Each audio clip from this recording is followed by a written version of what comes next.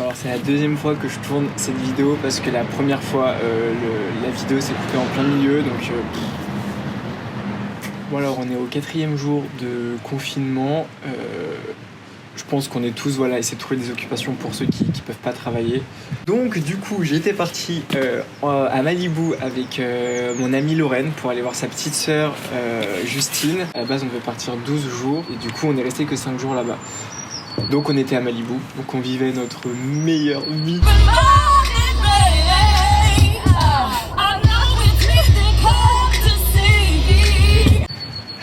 Voilà. Et en fait, un matin, je me lève et je me lève vers 5h du matin parce que du coup là-bas j'étais complètement décalé, je me couchais à 20h, je me réveillais à 4h30, 5h, enfin bref.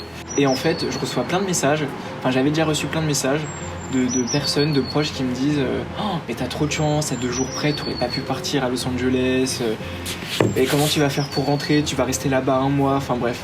Là je me suis dit putain, il s'est passé un truc parce que je suis pas du tout au courant de... Je comprenais pas pourquoi on me disait ça.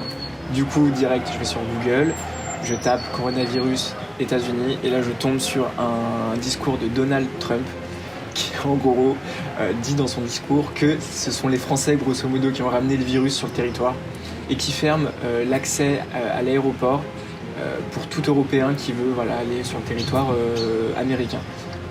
Du coup je vois ça, donc premier réflexe je me dis à 2 jours près c'était mort, c'était comme la plupart des gens que je connais qui n'ont pas pu partir en vacances, mon voyage aurait été annulé. Donc là déjà j'étais hyper content et je me suis dit dans tous les cas ok on peut pas aller aux États-Unis mais moi j'y suis déjà donc pour rentrer je vois pas pourquoi il y aurait un souci, donc j'étais très très confiant. Franchement je me suis pas trop posé de questions, je devais partir 1 semaine après.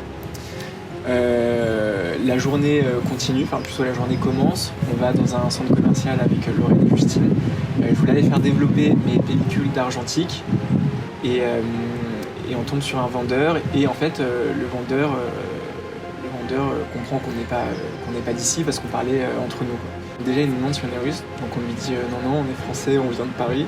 Là il a fait un bond en arrière, il nous a regardé et il nous a dit mais ça fait combien de temps que vous êtes là? Là déjà on a fait ah ouais là c'est chaud, en gros on était devenus les pestiférés des États-Unis quoi. Du coup on se regarde et on dit ça fait plusieurs semaines. Là du coup ça le rassure, on dit d'accord ok, donc en gros déjà tu comprends que là-bas ils sont paniqués à mort, ils veulent pas du tout qu'on soit chez eux en fait.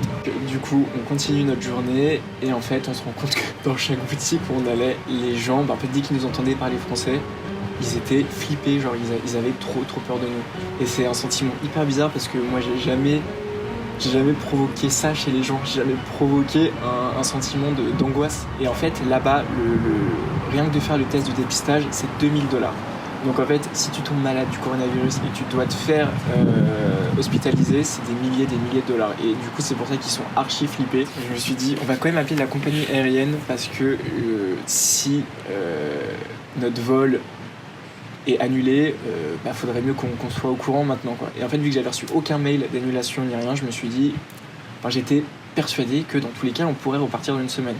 Et en fait le truc c'est vu qu'on était à 10 000 km de la France, nous on était vraiment très très loin de s'imaginer en fait tout le bordel qui se passait à ce moment-là. J'appelle la compagnie aérienne, on est parti avec Air Tahiti Nui, je tombe sur une dame, on a attendu quand même 1 demi-heure avant de tomber sur elle, 1 demi-heure où ils te disent que ton temps d'attente est de 6 minutes.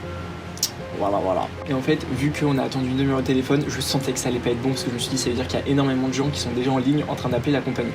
Donc déjà, je me suis dit, ça sent pas bon. La dame décroche et je lui dis, oui, bonjour madame, c'était pour m'assurer que notre vol était toujours bon mercredi 18, voilà.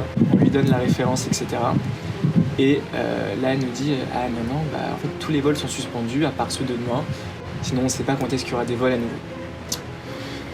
Là, c'était la grosse douche froide. Du coup, je dis à la dame, ok, est-ce que c'est possible de vous rappeler dans la journée? Elle me dit, oui, je peux vous mettre sur un vol demain si vous voulez. Sinon, il faudra rappeler dans 3-4 jours, mais je sais pas quand est-ce que vous pourrez rentrer en France. Déjà, quand on me dit ça, quand tu sais pas quand est-ce que tu peux rentrer dans ton pays, c'est quand même un peu flippant. Tu sais que si tu tombes malade là-bas, tu es dans la merde. Clairement, tu es dans la merde parce que c'est des milliers de dollars pour te faire hospitaliser et que derrière, va falloir gérer financièrement si t'arrive quelque chose. Du coup, on a un gros moment d'hésitation. Le père de Lorraine nous appelle en FaceTime, on lui raconte la situation et là, en fait, il nous fait tellement peur dans ce qu'il nous dit, parce qu'il est tellement cash. En fait, il nous a dit vraiment tout ce qui se passait là en ce moment. Et il nous dit, écoutez, si vous rentrez pas demain, je sais pas comment vous allez pouvoir rentrer. Et je pense qu'à partir de lundi, donc le lundi qui est déjà passé, je pense qu'à partir de lundi, ça va être vraiment la merde partout. Là, je pense que j'ai eu un gros déclic. Je me suis dit, c'est bon, on prend nos billets, on rentre demain, c'est bon. On rentre à l'appart, on appelle la dame de la compagnie.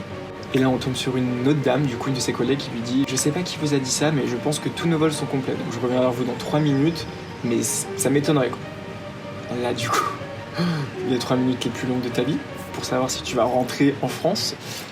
Et finalement, c'était bon. Il nous dit qu'il nous restait 3 places. Donc en fait, je sais pas, si on avait peut-être rappelé 1 heure après, je pense qu'on n'aurait pas pu rentrer du tout, quoi. Je sais pas comment on aurait fait. Et j'ai eu beaucoup de chance de pouvoir rentrer le lendemain, alors que j'en ai vu qu'on galérait 2 ou 3 jours à aller à l'aéroport tous les jours pour pouvoir rentrer chez eux, ceux qui étaient coincés au Maroc. Enfin bref, une grosse galère. Donc voilà la petite story time du jour de confinement numéro 4. Si toi aussi t'as connu un peu des galères ces derniers jours à cause du coronavirus, n'hésite pas à le mentionner en commentaire. Je pense que voilà, c'est toujours intéressant de partager. Là, on va pas se mentir, on a un peu que ça à faire. On va avoir pas mal de jours devant nous de libre où on va pouvoir échanger, discuter, communiquer. Virtuellement, bien sûr. Donc voilà, j'espère que tout le monde va respecter aussi la consigne de rester chez soi, parce que j'en vois encore trop qui vont se promener dehors. Donc si t'es tout seul, il n'y a pas de souci, mais quand vous êtes plusieurs, franchement, évitez, parce que dans ce cas-là, on va rester confiné pendant 3 mois. Et c'est pas le but c'est que ce soit réglé le plus vite possible et qu'on puisse retourner à une vie normale, quoi.